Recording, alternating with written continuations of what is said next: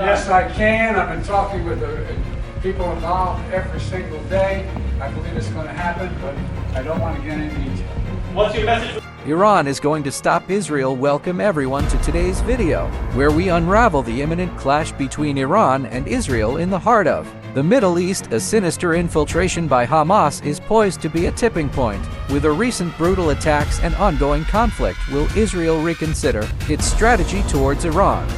Just as September 2001 forced a seismic shift in America's approach to the region, are we witnessing the same fate for Israel? Prepare to be astounded as we reveal Iran's deployment of tanks and missiles to halt Israel. Is Iran's gradual approach reaching its climax? Stay tuned to find out more. The recent invasion by Hamas into Israel has sent shockwaves throughout the Middle East, and many experts believe it could be a turning point in the region's affairs. This event, akin to the impact of the September 11th attacks in American strategy, may force Israel to reevaluate its attitude towards its adversaries, particularly Iran. Often overlooked, the Israeli-Iranian dispute is the Middle East's least recognized fault line, with Iran's foreign policy centered on its relentless push to overthrow the Israeli state. This aggressive stance not only affects the Iranian and Israeli relationship, but also has significant implications for Lebanon, Syria, Iraq, and even Yemen. While Iran has not been officially held accountable for the assaults on Israel, there's a strong possibility that it will eventually play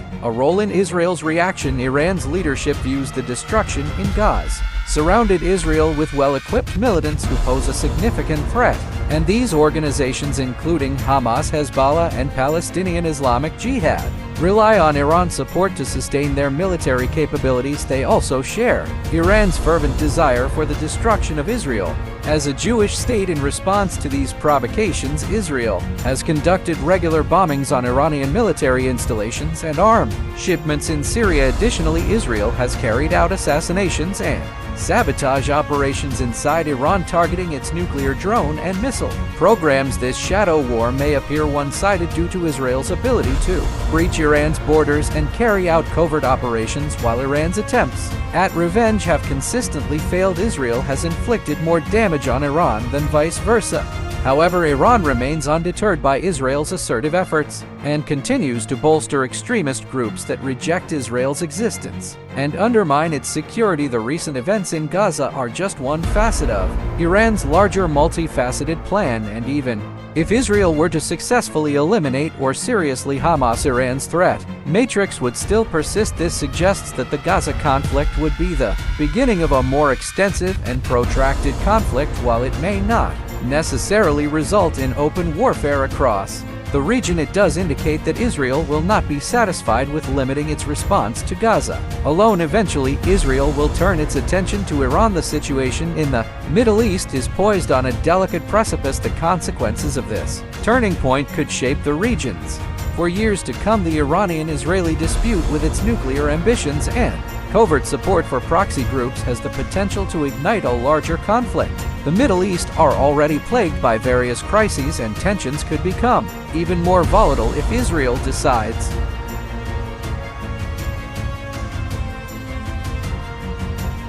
to take a more aggressive stance against Iran. Speculations abound regarding the extent of Iranian involvement in the strikes that shook the world on October 7th. While the exact nature of Iran's role remains shrouded in ambiguity, reports from various sources suggest a connection that cannot be ignored. According to G. Hamid, a spokesman for Hamas, his organization received direct backing for the attack from Iran. Unnamed senior members of Hamas and HBAA were quoted in a Wall Street Journal article affirming that Iran gave the go-ahead for the attacks on October 2nd.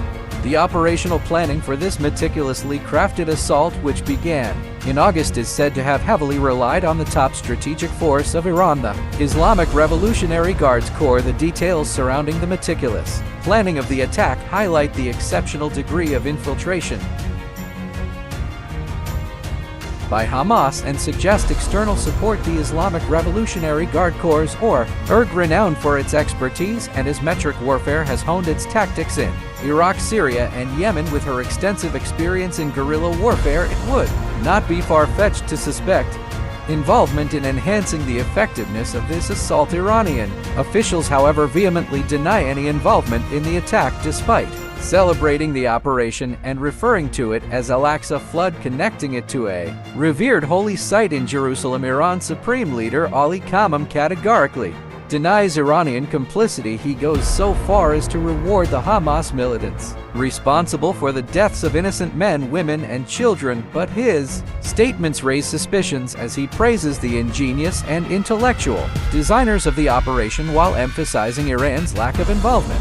Are these contradictory remarks designed to confuse and divert attention? Israel, although it has not formally accused Iran of direct involvement, does acknowledge Iran's long-standing military and financial support of Hamas. The intricate relationship between Iran and Hamas is no secret, and it would be naive to dismiss the possibility of Iranian complicity. An unidentified Israeli official has even revealed to CNN that Iran was aware of the Hamas operation before it happened, emphasizing the connection between the two entities. On the American front, officials have not reached a definitive conclusion regarding Iran's direct involvement. Assurances from anonymous US officials who spoke to the New York Times reveal that while there is evidence of Iran's military support for Hamas, direct involvement in the October 7th strikes is yet to be confirmed. It's noteworthy that certain Iranian leaders typically in the know were reportedly taken aback by the attacks. According to the same officials, could this be a well-orchestrated plan to distance Iran from the incident? The evidence support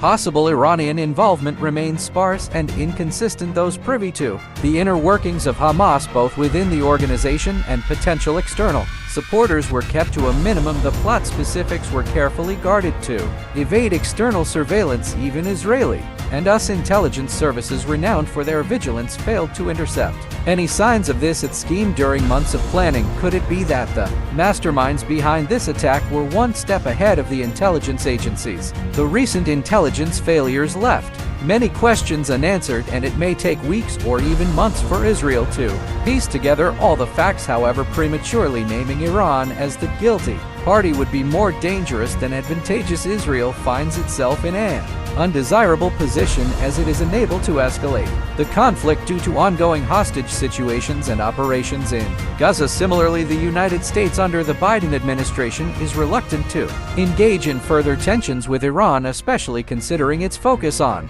other international issues such as China and Ukraine. Moreover, Iran's allies have pledged to retaliate if the US or Israel were to escalate the confrontation. There's also a risk of the conflict spreading to Lebanon given the sporadic interactions between militants in southern Lebanon and the Israeli Defense Forces. Israel, facing the challenge of fighting a multi-front conflict, will likely try to prevent unnecessary escalation with Iran and its allies for as long as possible. Similarly, the US aims to avoid overextending itself as unintentional escalation could occur from Iran and its allies' retaliation. The Iranian bloc seems to be at ease with the possibility of a wider conflict, as the perception of Israel being weaker and more vulnerable than ever serves as motivation for Iran and its allies. Tensions in the West Bank, the rise of anti-Palestinian vigilantism from settler groups, and Israel's internal political divisions have all contributed to this perception. The Biden administration's attempt to reach an agreement for the normalization of relations between Saudi Arabia and Israel,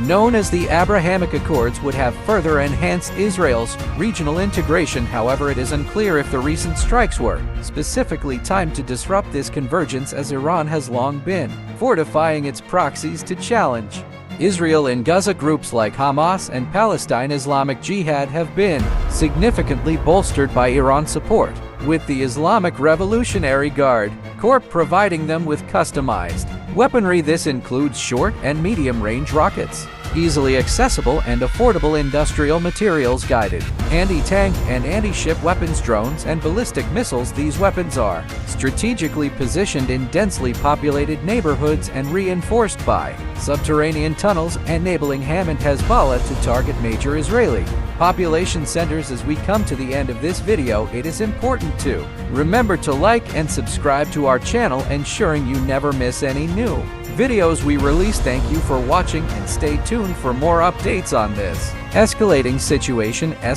situation.